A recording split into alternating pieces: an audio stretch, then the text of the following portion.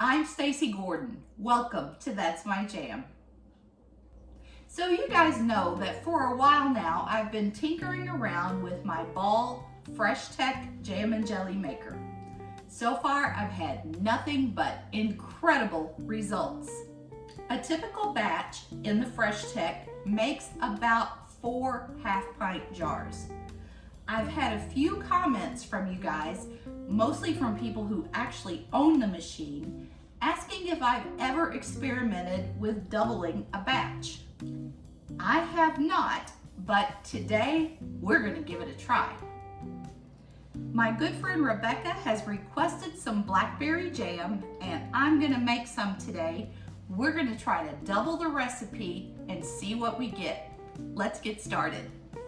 I've measured out a little over 4 cups of blackberries, a little over 7 cups of sugar, and about 6.5 tablespoons Ball Real Fruit Classic Pectin.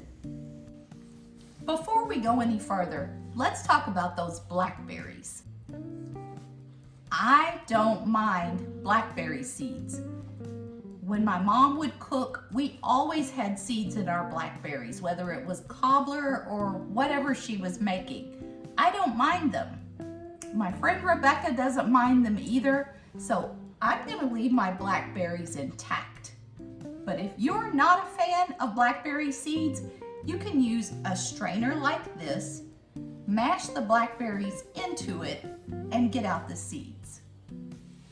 It's kind of a labor-intensive chore, but if you're not a fan of blackberry seeds, probably a necessity. So after pressing the seeds out, or in my case, to get started, we're going to use a potato masher to mash up these blackberries.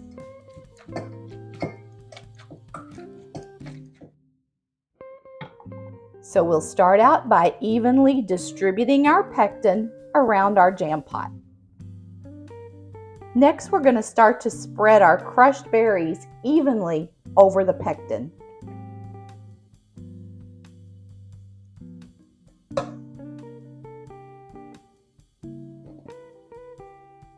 And we're going to add just a little bit of butter. That helps to reduce foam. On the freshTECH, we'll press the jam button and then enter. At this point, we still have the lid off of the jam pot. It takes 4 minutes for that first step with the jam maker, so I'm going to go ahead and start sterilizing some assorted size jars.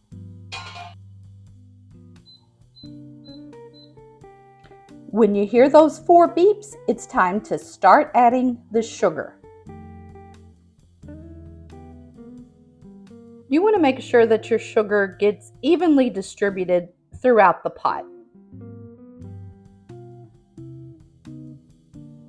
I'm beginning to feel a little nervous because I've never had this much product inside my jam and jelly maker.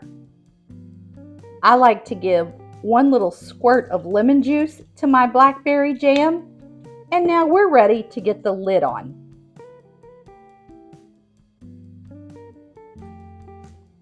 Looks like it's still got about 15 minutes to cook. Now's the perfect time to go tap the like button for me, and if you haven't already, please consider subscribing to my channel. You can place your jam into jars with a screw top lid and refrigerate. If you decide you want to can your jam today, like I'm going to do, I do have a video up on my channel about the water bath canning method. It is safe to use for this particular product. One thing that I think is important to discuss as we get ready to go into jam and jelly season, I've been seeing a lot of things online lately about dandelion jelly, red bud jelly, honeysuckle jelly. When I had my jam business and I was visiting with the food inspector, she was very clear with me that those types of jams and jellies do not have enough acid in them to safely can and put on the shelf. So if you're a person who thinks you might want to experiment with something like that, just be sure to do your homework and know that it's not safe to use a canning method for any of those types of jellies. you want to be sure to get a lid on those and store them properly in the refrigerator. Definitely don't want to get your family sick.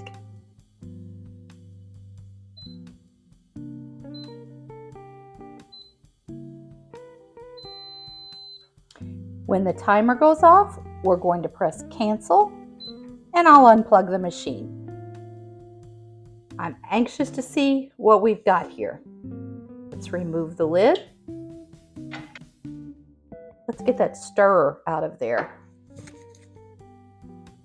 You want to be super careful with this step. And I'm going to use my whisk just to kind of see what it looks like we've got here. I'm feeling pretty optimistic about this.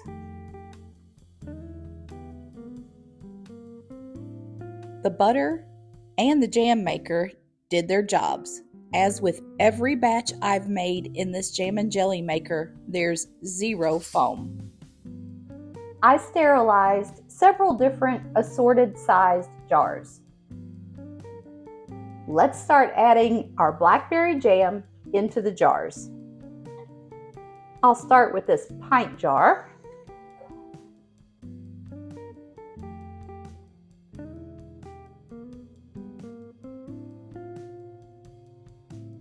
If you're water bath canning, you want to make sure to get your jam into the jars while everything is still very hot. I ended up with 1 pint jar, 5 half pints, and enough for a little tester. I put my little tester jar in the freezer, so I think that'll give us a pretty good indication of how this batch turned out. It looks pretty good, but there's really only one way to know. My favorite way to enjoy jam or jelly: on some wheat toast with plenty of butter. I think the jam turned out really good. I just continue to be amazed by this jam and jelly maker. I truly hope you have a great week ahead. I'll see you real soon. In the meantime, turn off the TV, turn on some music, and just keep jamming.